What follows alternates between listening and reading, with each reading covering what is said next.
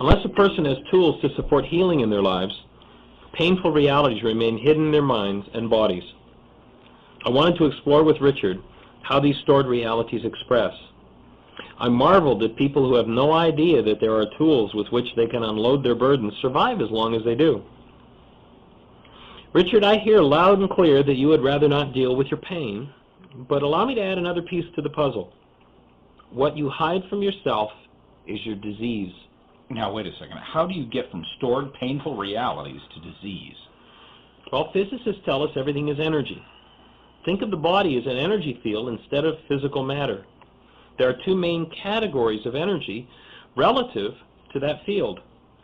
There's disintegrative energy, which tears the human energy system down, and integrative energy, which builds the system up. Well, now, what does that have to do with disease? Well, pain is a signal of disease. Not disease, but dis-ease. It tells the system that somewhere within there is something physically, mentally, or emotionally out of place. It's not an enemy, but a friend in disguise.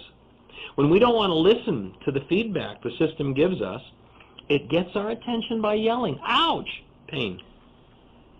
The purpose of pain is to make our ears grow. If we refuse to listen by suppressing the warning, it will grow in intensity. Pain will not be ignored. Sooner or later, it gets our full attention, and we follow its guidance to correction, or we die. This applies to physical, mental, emotional, and relationship pain. Getting rid of pain without dealing with its message is like cutting the wires to the bell on a fire alarm. The fire alarm screams out to get your attention to tell you there's a problem. It demands, listen to me. If you refuse to listen, by shutting down the feedback, things do quiet down, but the fire still rages somewhere.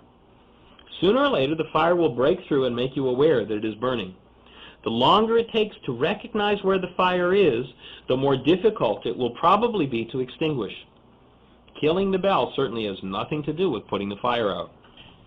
Pain is just a bell, warning us that we need to look out for something? I always thought you were just supposed to take a pill to make the pain go away, and that's how you got well. That's what I was taught.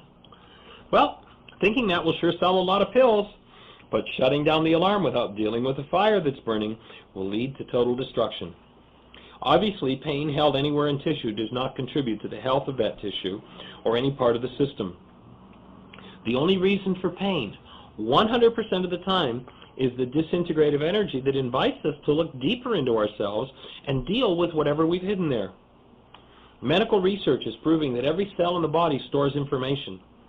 Our dis-ease and our pain come from the energy introduced into tissue by the negative realities we store there and the drugs we use to keep those realities suppressed. The secondary cause of pain is the lifestyle we choose to keep ourselves in a weakened condition. What? You've got to be kidding.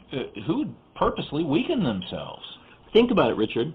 You can't suppress anything in an energy system that's at full vitality, right? Yeah. In order to suppress, something has to shut down the flow of energy in the system so that whatever is hidden remains that way. Show me someone who, say for instance, takes a drug for depression. If you remove their drug, what happens? They begin to remember what's been suppressed and will go back into that depression, right? Well, that means the drug worked, didn't it? Without it, they feel depressed. With it, they feel better. Depends on what you mean by worked, Richard. If sweeping something under the rug is your definition of work, drugs are doing their job. The action of most drugs, legal or illegal, including caffeine, nicotine, sugar, alcohol, or junk food, is to lower the vitality of the system sufficiently so that the pain we desire to suppress remains out of conscious awareness. Now notice I said out of conscious awareness, not gone or cured. It means only that we are no longer aware of it. If we use drugs to suppress pain, and the cause of the pain is still intact, sooner or later it will surface somewhere in the system, often under the guise of a side effect. What you can't see or feel, you cannot heal. However, pain is not required. It's only a motivator. If we consciously choose to motivate ourselves, then instead of no pain, no gain, our lives will be no pain, no pain. Does that mean I should never take drugs? There are benefits to the use of drugs in that you have better short-term function when you keep pain suppressed, but true healing is impossible in that state. Drugs in the hands of a true healer can be used to temporarily control threatening symptoms, and so they can save a life. However, they don't heal, though they can buy time to do the necessary inner work of healing. I went on to reinforce that healing does not come from a drug any more than a fire is put out by cutting the wires to the bell. He seemed to relate to the idea that drugs shut down the highly tuned mechanism of feelings and rob us of our feedback. The mind cannot show us what we are unwilling to see, and therefore distorts every situation where there is denial. Drugs simply reinforce the blockages denial creates. They're like a physical form of denial. If one does not have and use tools with which to heal, drugs tend to become a way of life, a one-way ticket to degeneration. I shared with Richard a poem that sums up perfectly for me the whole topic of disease and our part in it. The poem's entitled Each Moment, and it goes like this. Each moment of love, each moment of giving, each moment of joy is a moment of living. Each moment of anger, each moment of lying, each moment of fear is a moment of dying. All our moments add together, like the digits in a sum, and the answer tells us plainly whether life or death shall come. That's a poem that was written by a man named Lord Martin Cecil. Powerful.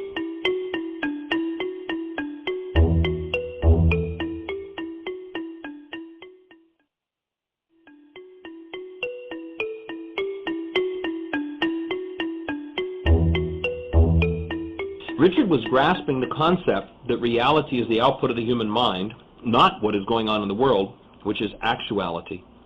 He expressed relief at understanding more about what drove his mind and caused his pain.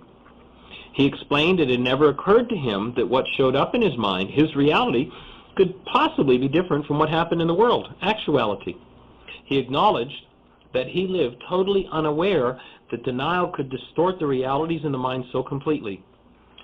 Grasping that principle struck a chord of recognition for him, and he volunteered an example. I have never conceived before that what happens in the world could possibly be different from what shows up in my mind. The other day I was in a restaurant enjoying a steaming cup of coffee when the waitress came by and took it. I didn't give her the chance to explain. I just snapped at her before I saw the fresh cup of coffee in her hands. She had seen me spill the coffee into the saucer and was attempting to keep me from making a mess of my clean suit. I have never thought in these terms before, but what you're saying helps me make sense of that situation. When I turned and saw her picking up my cup, I thought, don't touch my coffee. I was ready to attack. Now I realize her reality was probably something like, uh-oh, that cup is about to drip. I'd better grab it. I wanted to bring the train of thought full cycle. Your underlying reality was probably something like, people take things from me. For her, it was likely, I take care of people. In the meantime, the actuality was she simply picked up a dripping cup. As we continue to focus on his experience with the waitress and the reality in him that was being triggered by this event, his insight deepened. Now I see why people are confused by my behavior. I'm quick to accuse, and they have no idea why I'm upset. I understand now that my upset is really a reality in my head. I'm grasping the idea that my reaction to the waitress didn't have anything to do with what actually happened, except that it was a trigger. I'm sure my reality didn't even remotely resemble the one that was happening for her.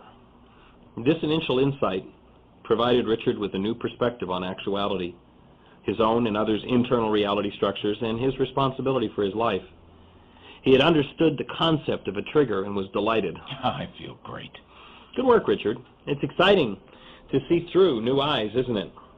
My experience is that most people think everyone is experiencing the same thing I am. Why don't they understand me? The truth is that at every moment, every person is experiencing a different reality, and seldom do our realities match exactly. If you don't make room in your heart and mind for other people's realities to be different, especially in your intimate relationships, there's going to be trouble. Looking at things from that perspective, it amazes me that we even start to get along. I'm still a little confused, but bear with me. I need to clarify this. The waitress and 1,000 other people that I've done this to did something that in their reality was positive, something loving. The actuality of the event between us was neutral. I mean, after all, picking up a cup of coffee is just picking up a cup of coffee. She was trying to help, but her action was a trigger for me and for my reality. They're taking something away from me. I was thinking that.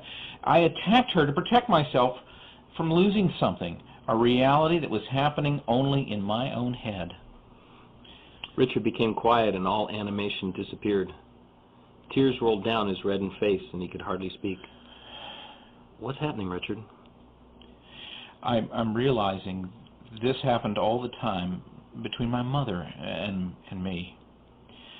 I do something I thought she would appreciate, and instead I got yelled at or beat up on for it. I never understood why. No matter how hard I tried, I could never get it right. Living with her was like walking through a minefield.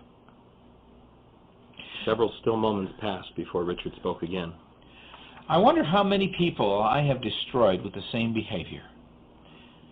How many times have I treated others like that and not realized what I was doing? I don't think that there are enough apologies in the world for the people I've acted that out with. Boy, do I feel stupid. Another long silence followed. I finally spoke. Sounds like perhaps you felt destroyed by your mother. No. I love my mother. Why would you say that? Well, as I listened to your clarification process, which was very powerful, you keyed into at least one of the reasons you attack so readily. You do it to protect what is yours. Your next step was to see that attacking was a pattern you learned from your mother. Listening to your perceptions of the interaction with her tells me a lot about the content of your mind. When I explained to Richard that the perceptual output of the mind always tells more about the content of the perceiving mind than about the perceived world, it made sense to him. He acknowledged that he had felt devastated by his mother. In spite of pretending that they had a great relationship, he avoids her even to this day. As I talked him through his fear of feeling sadness about what he'd uncovered, helping to create a safe space for him to be honest with himself, he spoke again of his fear of being destroyed by what might surface. Richard's fear of being destroyed was an old reality that needed to be exposed fully in order to be healed. I assured him that it was safe to look at whatever came to his mind. I invited him to be aware that a memory of pain is just a memory, and he did not need to re-empower his old pain as though it were true present moment pain. He had survived the trauma when he first felt it and locked the experience into his body. He would survive its release as the old energy moved out of the system. Within moments, through simple breathing and accepting that he was safe, Richard was feeling better and seemed surprised at how much easier it had become to breathe. What happened? Breathing through the surfacing of old hidden feelings allows the release. I suspect people will find you easier to get along with in the future, and you will probably see an easing of your relationship with your mother. Oh, that's a relief. It's interesting to observe how these issues relate to one another. This really takes concentration and work, doesn't it? Yes, it takes courage to face yourself and be vulnerable enough to feel your true feelings and honest enough to look at your real thoughts. I think the most important piece of work that you've done in the last few minutes, Richard, was the next link that you made. The thought that you destroyed people by attacking them needlessly. Did you notice that insight came on the heels of living with my mom was like walking through a minefield? Mm-hmm. That sequence of thoughts said to me that, as a child, there's a good chance you felt destroyed by what you perceived as your mother's attacks. It was probably too much for a young mind to confront, so the belief remained hidden until this moment. In the denial of that reality, your mind showed you only evidence of a loving mother, and at the same time, you blamed her for your hurt feelings. Richard's inability to own his thoughts of blame caused them to surface when least expected. They would run out of control and cause his actions to be out of proportion with the situations he faced. His blame thoughts became generalized. His reaction, attacking the waitress, for example, was generalized from the realities learned from early interactions with the mother who attacked to protect herself. This dynamic was the source of the emotional explosions that drove people away, the type of reverberations that often go on for decades after the original reason for blaming is past. The belief that another is responsible for the output of your mind is a result of projection. If my suspicion is true, you attempted to keep the thought that you were destroyed by your mother hidden by projecting it into your mind's image of yourself. My clue, as I listened, was when you said, "I destroyed others." I'm not sure I'm connecting it all together as you are, but it is a relief to be on this side of those feelings. It seems that it will be easier to be gentle with others. What Richard had just gone through is called process. Holding the space of safety and love allows an unraveling of the jumbled unconscious realities that one holds in his or her mind. Rarely does one realize the dynamics that run beneath the surface when a decision is made or one compulsively engages in behavior they would rather avoid. The mind becomes free of its conflicts when we allow process to happen. In the past, if thoughts and feelings like this surfaced for you, it was probably in the context of conflict and anger, which just reinforced the pain and upset, right, Richard? Yeah. That continuous reinforcement makes it more difficult to confront feelings directly. It is having a loving space while issues are surfacing that shifts the energy into the healing mode. Are you willing to continue? Yes. Now, you grew up behaving toward others as you perceived your mother did toward you, probably because you saw Mom as successful enough to model your behavior after her. That behavior worked to control you, but did it endear your mother to you? No. No, I hated it when she did that. It drove me away from her. So it accomplished the goal of controlling you, but you detested being controlled. You hated your mother's behavior, but you've become just like her? Earlier, you said another wife was leaving you. Has anyone ever told you they felt driven away by you? How did you know that? Well, the same way I figured out you felt destroyed by your mother. But let's hold that issue for a moment. I suggest you notice that controlling behavior does not serve you. It tends to destroy your relationships. This certainly gives me a lot to think about. I'm really going to have to spend some time sorting through all of this. But I want to understand how you figured all of this out from what little I said. Well, okay, let's look at the feeling of being destroyed by your mother. It appears that it was easier to admit that you destroyed people than to think of her doing that to you. If you believed treating others the way your mother treated you destroyed them, it makes sense that, in your mind, she did the same when she behaved that way toward you. Let's keep in mind that destroyed is a perceptual reality, probably a very complex one, which at this moment we'll not even try to break down. It is more important at this stage that you be responsible for accepting that pattern and modeling your behavior after hers rather than trying to blame your behavior on her. I see many people who take inventory of everyone else's faults but never acknowledge their role in adopting those faults as their own. This leads to more blame and is a justification many use to avoid accountability. It's a great excuse for staying in old patterns, letting oneself off the hook, and not having to change. With your waitress story, you clarified the difference between actuality, reality, and how the mind produces evidence to back up its preconceived notions and create its experiences. You and the waitress experienced the same actuality or external event. However, your mind selected different evidence and built a different reality from it. From that event, her mind selected information and assembled it to present a radically different view of the situation. Your mind presented a reason to destroy, while hers saw an opportunity for service.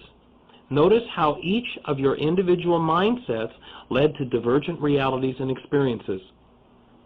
Richard had unraveled the stirring of unconscious realities that drove his behavior and led to his need to attack and protect himself. He had reached into the core of this work and healed major issues. We define healing as the surfacing and letting go of the disintegrative energies of unconsciousness and trauma. Who would think spilling coffee in a restaurant could lead to dealing with what is perhaps one of the deepest issues of someone's life? Every conflicting situation offers the same precious opportunity if you're willing to see it in the context of healing and allow your mind to construct a healing reality.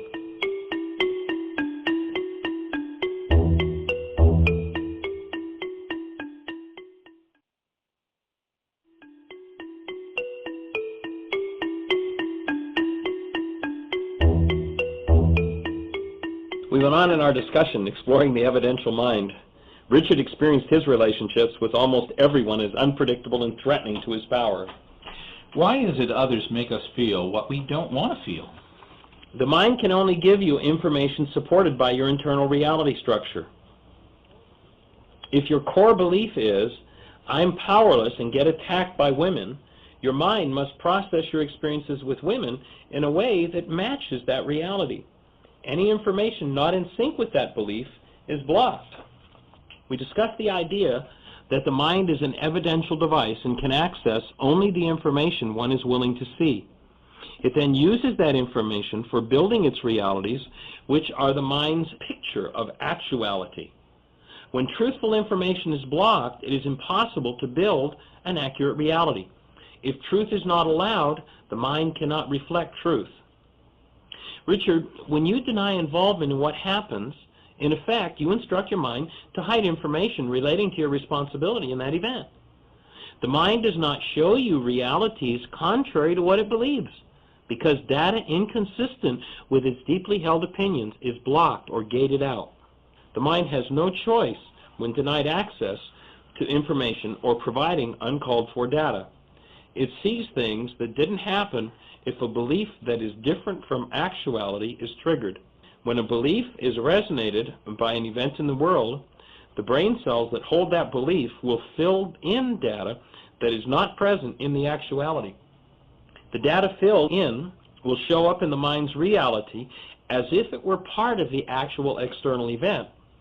Our belief systems, until purged of unconsciousness, tend to hold us in an hypnotic-like state. The mind can only follow your instructions to hide what you do not want to see and what your BS, your belief system, calls for. Gaining access to denied and therefore hidden information and undoing false beliefs are the keys to healing what is at the root of most repeated experiences. Here are a couple of examples that illustrate the point. In a laboratory experiment, cats were implanted with electrodes in an area of the brain that responded to sound. A device that created a clicking noise was placed close to the cat's ear. Each time the experimenters would click the device, the cat's brain registered a sound. A mouse in a bell jar was then placed in front of the cat. With the cat's attention and senses on the mouse, sensitive electronic equipment showed the clicking sound no longer registered in the cat's brain. All evidence of the clicking was blocked or gated out of the cat's awareness. It appears that only evidence that was important to the cat at the moment gained admittance to its awareness. Now, how does that translate into human terms? Well, the implications are many, especially in relationships. A computer analogy allows us to look deeper into the evidential mind's impact on human function. Consider a computer. It is incapable of choice and can only display information as directed. A person operating the computer selects or creates the programs that run on it. Since the computer can only follow directions and display information it has access to, the information available to the operator is limited by the program that's running. Like a computer, the mind can only use programmed available information and building a reality about the actuality on which it is focused. When a program is run in a mind, the information the mind can access and the quality of reality available are predetermined by the directions from that program. This fact is commonly recognized and called a bias, a slant, a mindset, or a prejudice. If a mind's blame program reads, find the guilty party and make sure that it's somebody else, the reality showing up in that mind can only reflect evidence that is contained in brain cells and is consistent with the program. All other information, internal or external, is gated or blocked out of awareness. It's simply not available for use in building the mind's current reality. If no consistent information is resonated by the actuality focused upon, the mind will hallucinate the needed evidence out of its past and attach it to the reality generated. A computer must be reprogrammed or a new program must be loaded in order to access information that is different from what is currently available. In a similar fashion, we must direct our minds to close the blame program and open the responsibility program if we're to see situations, others, and ourselves differently. If your mindset or program is, I'm right, you're wrong, it's settled, why argue, your mind can only use information proving you're right in building its reality about you.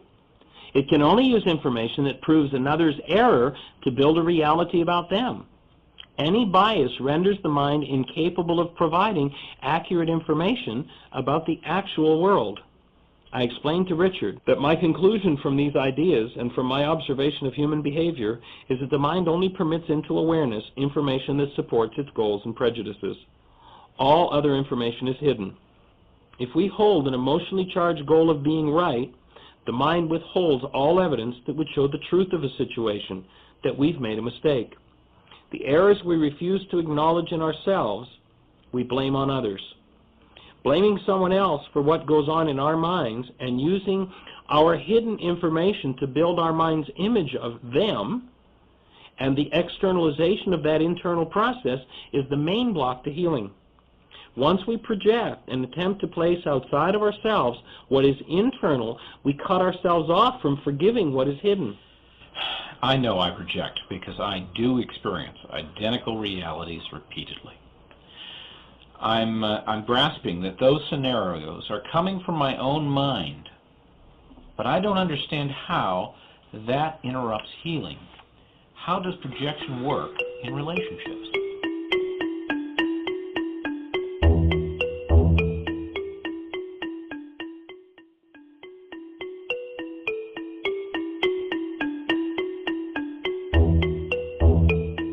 To answer his question about projection, more information on how the mind sets up what it sees was necessary.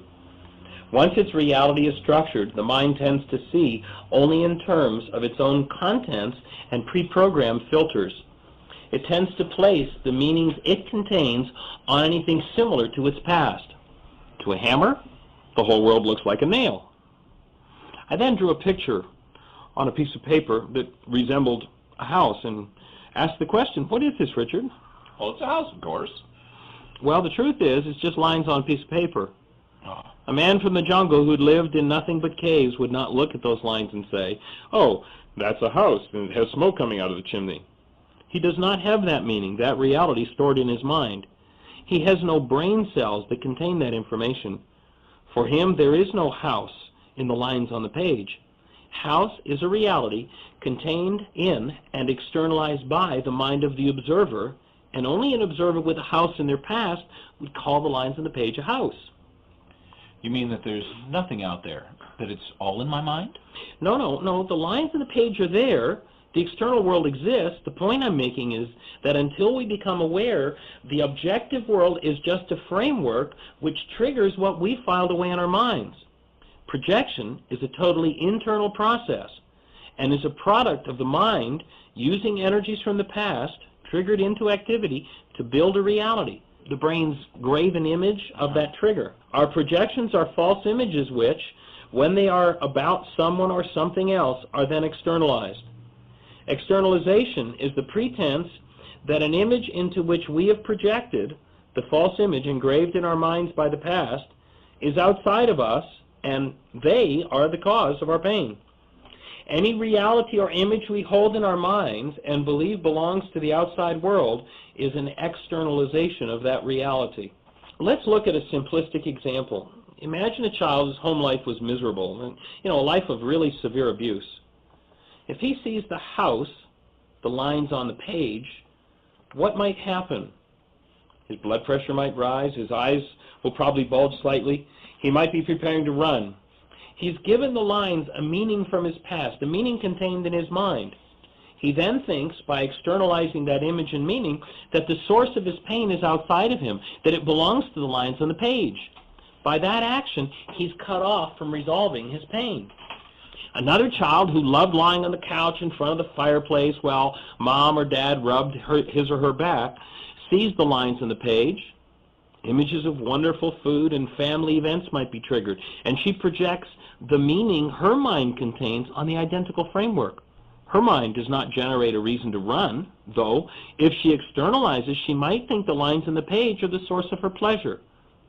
By that action, she may forever become dependent on circumstances in the external world for her state of mind, her happiness, her pleasure. Richard was beginning to grasp the subtle concept that a reality seen through a mind is internal to the perceiving mind. He fed back to me his understanding that as you look at the lines on the page, your mind instantly gives a meaning to them. The lines themselves have no meaning other than what your mind projects into them. I completed this aspect of the discussion with the idea, once again, that projection results from a belief that someone else is responsible for the output of your mind. When that belief is held, the mind uses whatever internal information is triggered by another for building a reality about that person. Our denied and suppressed attribute shows up as part of the image our mind builds of them. The mind, by externalizing, makes its images appear to come from the outside. It successfully documents that our pain belongs to them, that they're the cause of what we feel. The mind is a prism through which we view life. If there is any distortion, any resentment or negative feeling, that resentment or negative feeling clouds perception and colors our view of the world. This is why the first law of seeing is love. A mind that constantly holds the condition of love, regardless of circumstance, distorts nothing and is incapable of projection or externalization. When there is a distortion within the mind, we live within its meaning. If anyone who remotely resembles a person we hold a grievance against comes into awareness, we will instantly project our reality into our brain's image of them. We tend to believe that it is they who are the source of our grievance and pain, rather than accepting responsibility for the content of our own minds. Again, attempting to place our brain's image outside of ourselves blocks the ability to heal what someone triggers in us and leads to experiencing the same realities repeatedly. Only when we accept responsibility can we change the foundations of our perception. Denial keeps the true source of our pain hidden. We, as human beings, are usually taught to externalize and interact in relationships in a way that guarantees a cycle of repeated experiences. The first step in keeping that cycle going is to deny any involvement in causing our own pain. Then blame another and instruct that person in how he or she should change.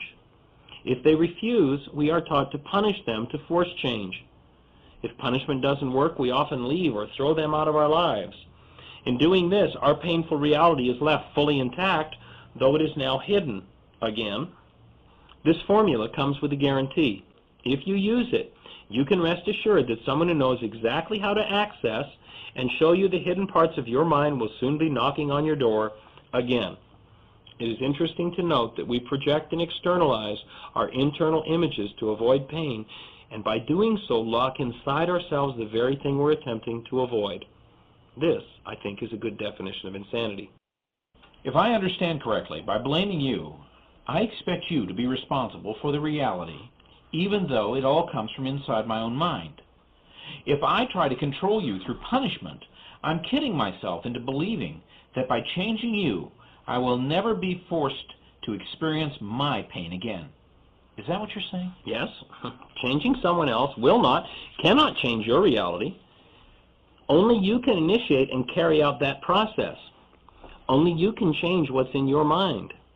It also takes a lot of energy to keep the live projection in place and prevent the truth from entering your awareness. Put that way, Michael, I can see the conflict. It is in my own thinking. I'm trying to achieve an unreachable goal, and I get so frustrated that I exhaust myself. That is so obvious now, and I see that it's been sapping my energy. A friend who's a medical doctor recently told me the most common complaint he hears is about lack of energy. He called it chronic fatigue. I'm starting to understand that the source of my tiredness is this. It's like I've been carrying a ton of weight on my shoulders. Richard's tendency to run from conflict provided an example for us to examine the dynamics of projection in his life. I explained, in a relationship based on projection, each believes the other is responsible for the output of his or her mind and carries their own hidden, unhealed upsets as a burden. As a result, each mind has a distorted picture of what is actually happening. This distortion results from blockage of truth. The mind projects its own errors onto others and cannot see the truth about itself. The mind has unconsciously used its hidden information to build its image of them. We then pretend that our mind's image is a true and accurate picture of the outside world, when it is only a true and accurate picture of what's happening inside of us. It is just a projection that reflects a condition in our own minds. When projection occurs, each person expects others to be responsible for his or her thoughts and realities. Each, in effect, wants the other to change his or her mind. As a result, each mind distorts its picture of actuality. The distortion results from blockage of truth, which is inherent in the act of projecting. The blocked mind experiences powerlessness because it's cut off from truth, not because another person has the power. We have done ourselves a major disservice when we project, for we've cut ourselves off from the part of our belief system that needs healing. You mean it's all an inside job? As long as I project and externalize my projections, I pretend that you are responsible for my reality, and by so doing, I block the truth? Mm-hmm. Being out of touch with the truth is at the root of feeling powerless. Yes. Once I grasp that it is my holding on that keeps me re-experiencing the same painful scenarios, I can get out of this cycle by using these tools. That's it. This is actually starting to make sense. I'm surprised. I feel hopeful. I think there's something I can do. I've always been terrified around women, and I didn't understand how I could feel that helpless in front of someone who was 8 inches shorter and 60 pounds lighter than I am. Now I see that whenever I hold a reality based on the belief that I'm powerless, anyone who triggers that reality in me can make me believe that I'm powerless. Is that right? Richard was close in his understanding. No one can actually make another feel anything. However, others can trigger the internal mechanism, and whatever is there will surface. Richard, if you have a reality called powerlessness, and someone stimulates that belief about yourself, you will experience the effects of that belief as feelings of powerlessness. Keep in mind that you feel something because that reality is within you. No one can make you experience a reality that you haven't already created within yourself. If you mistake them as the cause of your reality, your upset and feelings, you will seem to be their victim. If you know how feelings are formulated within yourself and take corrective action, forgive, each painful situation will simply be an opportunity to heal. Why should I forgive them? I didn't suggest forgiving them, Richard. I suggested forgiving the realities in your mind.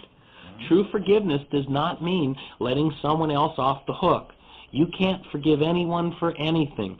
True forgiveness is a tool for changing realities in your own mind. But I'd like to hold that topic for more detail later.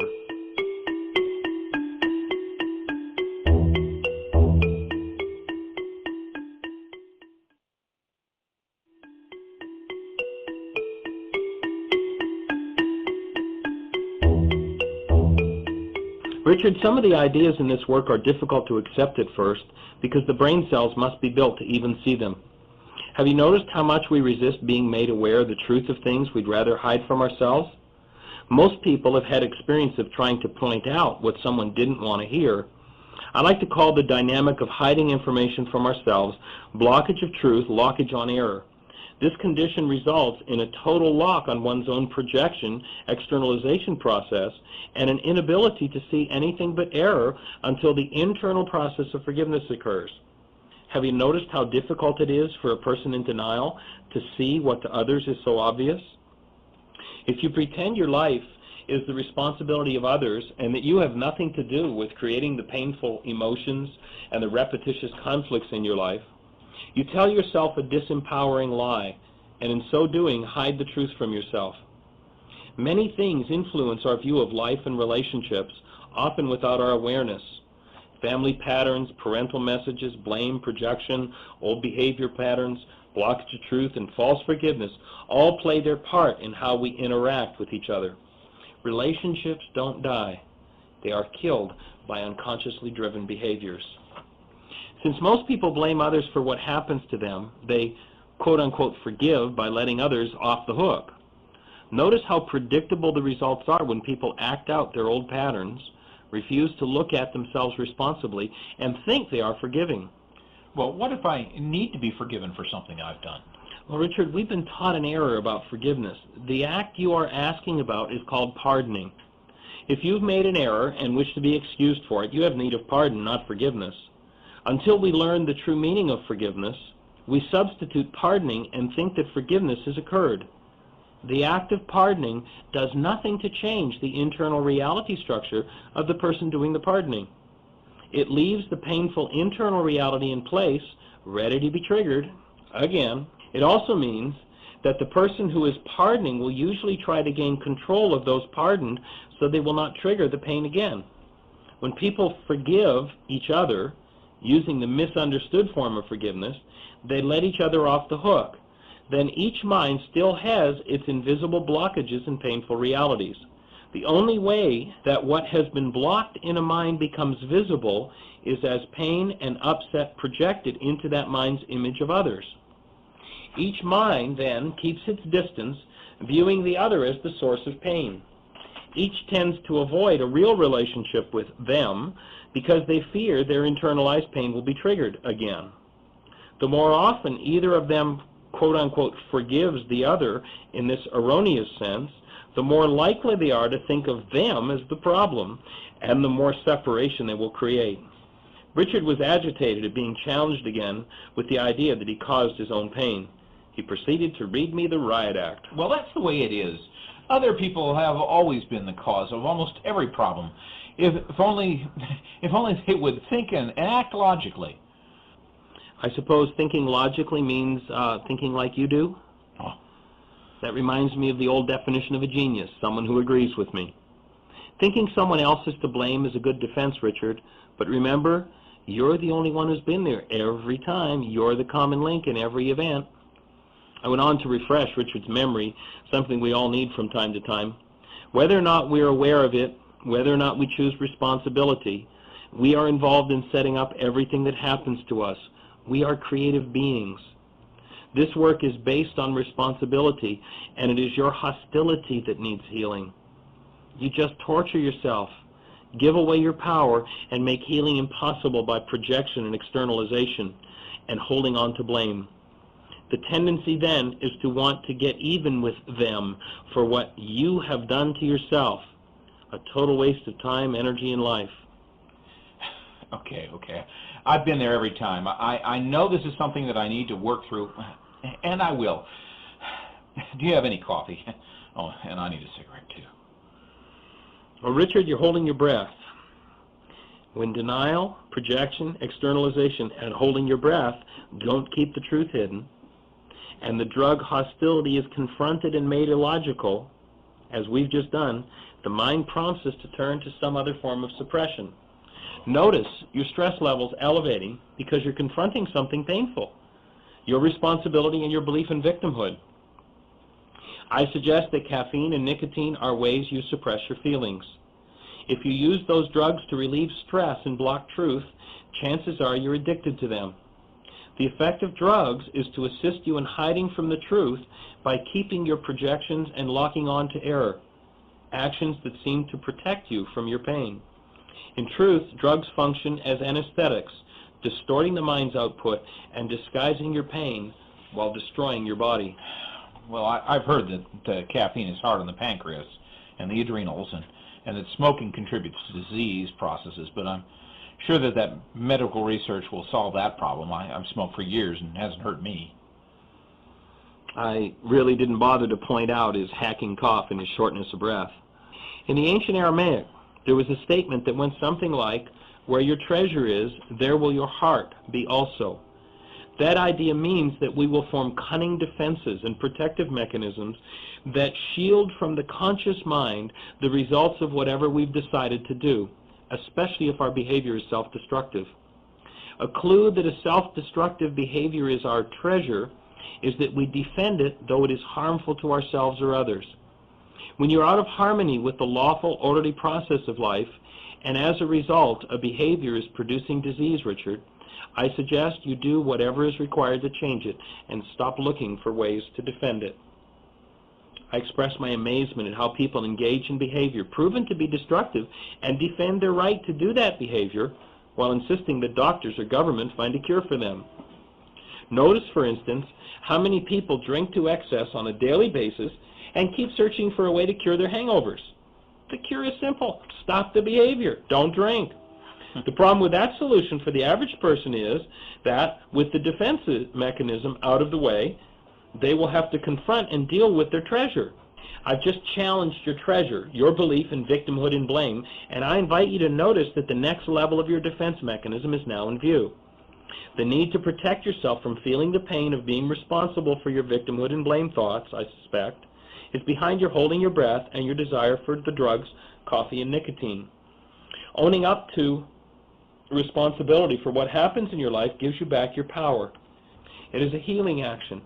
And now what you need to forgive next is being felt. How about letting go of the need for the cigarette and the coffee for the next hour or so and just see if anything more comes up? I've noticed that I have a tendency to smoke more when I'm upset, but I've never understood why. Okay, I'll give it a try. I'll hold off the smoking. Hold off the anesthetizing drugs, feel fully your painful realities, and engage in the process of true forgiveness. That's where your healing waits for you.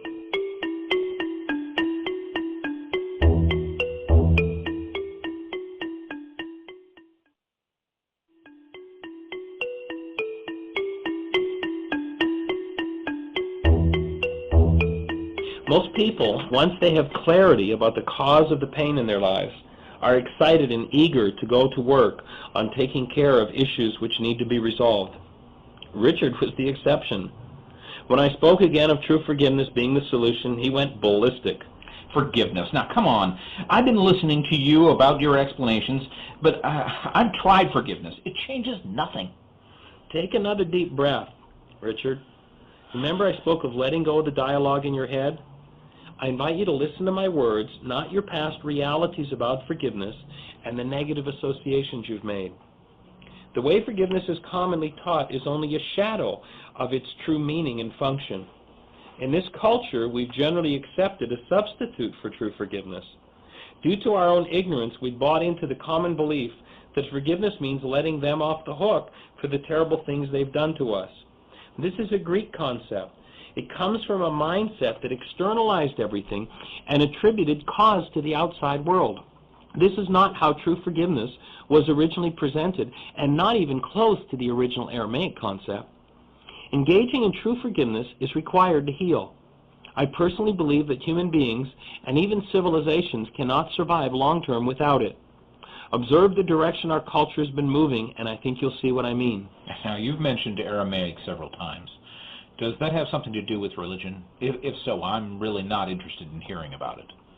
The Aramaic language is an ancient tongue spoken by the originators of at least 5 of the world's major religions. Religions address the topic of forgiveness, of course, but the topic itself is not the exclusive property of the religions. We need not speak of forgiveness in a religious context in order to experience its enormous practical value. Well, for me, forgiveness has always been linked to religion. Something like that doesn't interest me. It's never occurred to me that it could be useful in a practical sense outside of a religious context. Okay, tell me more about this Aramaic. Why is it so important? Well, according to historians, the Aramaic language sprang to life fully matured. It is not based on any other known language. There was no developmental period, nor any known place of origin. Aramaic is one of the oldest spoken and written languages in the world. It was the language of the day throughout the Persian and Babylonian empires. From at least 1000 BC to 1000 AD, Aramaic could be heard from the Mediterranean to the Great Wall of China. It is still spoken today in some villages of Lebanon and in the mountains of northern Iraq. The Zoroastrian, Hebrew, Christian, Islamic, and Baha'i faiths were all originally taught in Aramaic, and it is the language of many of the Dead Sea Scrolls. It was the native tongue of Moses, Abraham, Jesus, Muhammad, and Baha'u'llah. Well, how does that relate to my 20th century mind? The Aramaic language and culture impart a practical understanding of human behavior and clearly explain how the mind works. It has the ability to convey deep psychological meanings by adding prefixes and suffixes to root words, an ability unknown in any other language. It seems to me that it has this ability because the Aramaic peoples had an understanding that no other culture has acquired today. This ancient language encompasses a technology desperately needed to heal our culture. The level of comprehension of human function reflected in Aramaic is unknown in the West, and what today is thought of as religion was then simply guidance for daily living.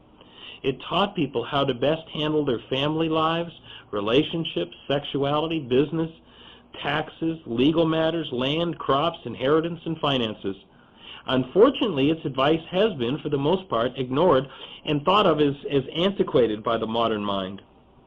It is a thought structure so radically different from what most of us have been taught that, when first confronted, it shocks the Western mind. Well, it still sounds like a religious spiel to me. Richard, can you let go of the conversation in your head long enough to hear that there might be more in the Scriptures than your idea of religion? Investigate genuine spiritual teachings, and you will find that they're about life. They deserve serious consideration. In truth, they are simply an owner's manual for your life, relationships, and body. Oh, well, okay, you've got my curiosity. What you said so far makes sense, so I'll go ahead and listen. Once you go beneath the misinterpretations and grasp the original Aramaic thought structure in the Scriptures, you will experience a clarity that is profound. What today is called religion has its roots in solid, down-to-earth guidance.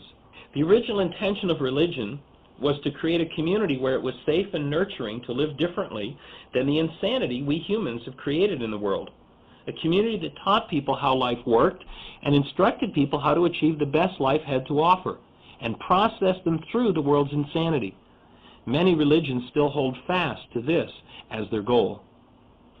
Do you recall hearing quotes in the Scriptures like, "Do not judge by appearances, do not defile the temple, the wages of sin is death"? Oh, yes, and it's never made a lick of sense to me either. When I was a kid, I heard hypocrites spouting this stuff all the time. They would do the exact opposite when they thought that no one was looking. It sure turned me off.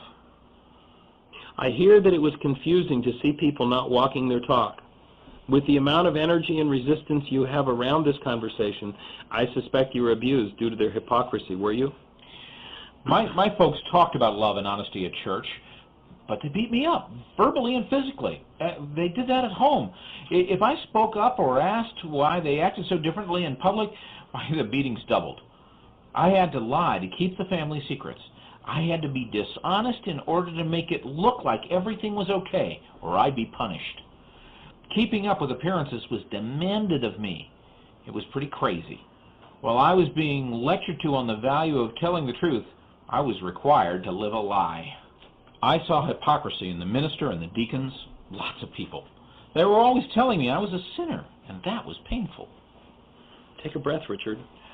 Holding your breath is exactly how you acquire a past about something and carry it with you. Holding your breath attaches the pain of an experience to a reality in the mind. If that reality is triggered, even though external circumstances do not justify it, there will be pain. Richard, has it occurred to you that just because someone could not live up to a teaching does not mean the teaching has no value or that the problem lies within the teaching? It sounds like one of the issues was your parents' inability to live up to their ideals. That does not make them good or bad. It simply means that, like all humans, they were not perfect. It seems you attach the imperfection and abuse of your parents to their religion. Projecting and externalizing your pain onto religion makes it difficult for you to see any benefit in it, and you lose as a result.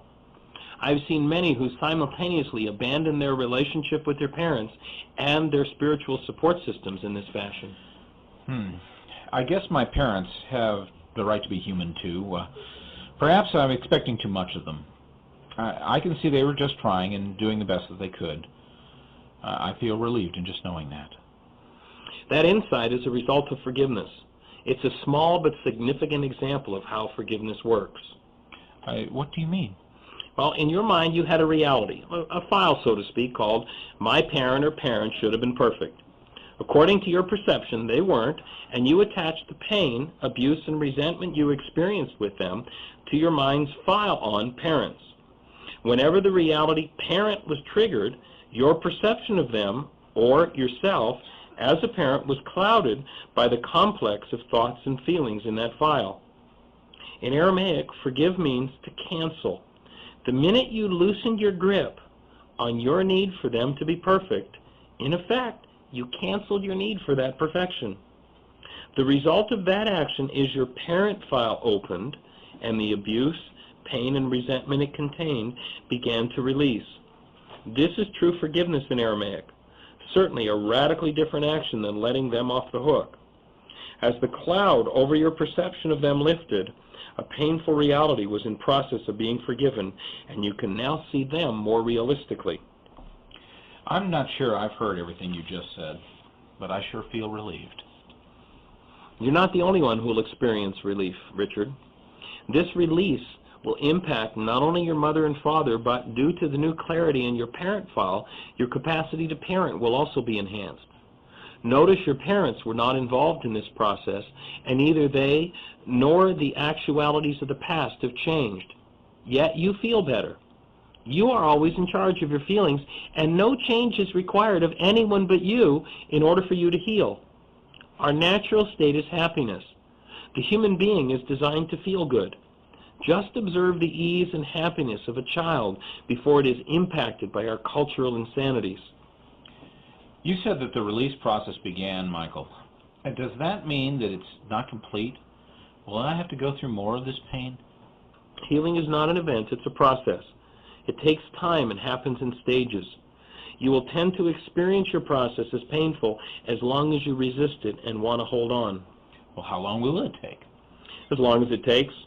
And it can be a pleasant, exciting, and easy experience. Unfortunately, many, because of resistance, don't go through it easily. It is an individual process that can be accelerated. Well, I'd like to know how. There are many factors that determine how quickly you move through healing, how easily you process. These include nutrition, exercise, your support system, and a host of other factors.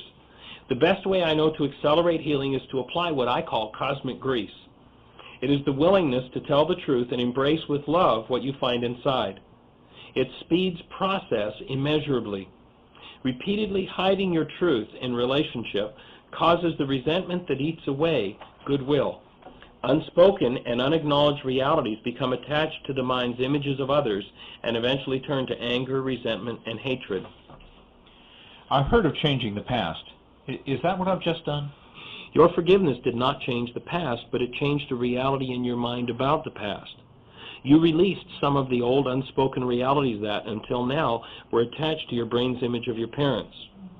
There is no need to carry the pain of old realities. Your relief and release are a good example of the successful use of true forgiveness. It is wise to remember a success like this if resistance to change surfaces in the future. Give yourself a pat on the back. Go ahead, actually pat your back. It's more than a cliche. Intentionally emphasizing the positive effects of an action or an attitude is known as a positive anchor. When you anchor things through this kind of emphasis, you will be more inclined to repeat them in the future. I'm kind of sensing what you're saying, Michael, but I'm still a little overwhelmed. I feel better, but I'm still confused, and I don't know why. I'm not sure I quite understand what just happened. Richard, as you undo old patterns, some confusion is normal. Bringing your conflicting thoughts and feelings to the surface as you heal creates that kind of effect. Your relief in the situation with your parents came from spontaneous forgiveness, the kind that happens in an accidental and haphazard fashion. One of the primary tools we offer, which you can learn to use and take home with you, is called the Reality Management Worksheet. The purpose for this tool is to teach, on an experiential level, how both joy and pain are created. It is a reliable scientific method you can use at any time to let pain go and really embrace joy. If what you're saying is true,